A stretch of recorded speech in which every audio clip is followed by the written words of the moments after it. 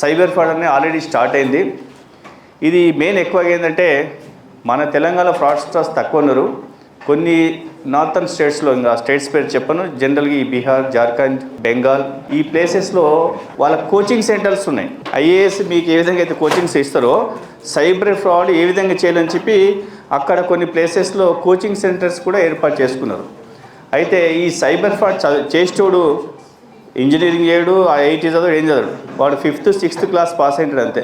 సింపుల్గా మీకు చాలాసార్లు ఫోన్లు వస్తుంటాయి, మీది బ్యాంక్ అకౌంటు బ్లాక్ చేశాము, మీకు మళ్ళీ రీయాక్టివేట్ చేయాలంటే మీరు ఓటీపీ నెంబర్ చెప్పండి, కేవైసీ నెంబర్ చెప్పండి, లేదంటే మీ డేట్ ఆఫ్ బర్త్ చెప్పండి, మీ పేరు చెప్పండి చెప్పి జనరల్గా ఇది స్టార్టింగ్ జరిగే ఫ్రాడ్. మనం ఏం చేస్తాం, అయ్యో నా బ్యాంకు బ్లాక్ అయిందని చెప్పి మీరేం వేరే ఆలోచించారు. సైబర్ ఫ్రాడ్ గురయ్యే వాళ్ళంతా కూడా హైలీ ఎడ్యుకేటెడ్స్. నేను చూసిన వాళ్ళు చాలా మటుకు అడ్వకేట్స్ ఎక్కువ, డాక్టర్స్, అడ్వకేట్స్ ఎవరైతే బాగా చదువుకుంటారో, ఎక్కువ ఇంటెలెక్చువల్స్ ఉంటారో వాళ్ళే సైబర్ ఫ్రాడ్ అవుతుంది.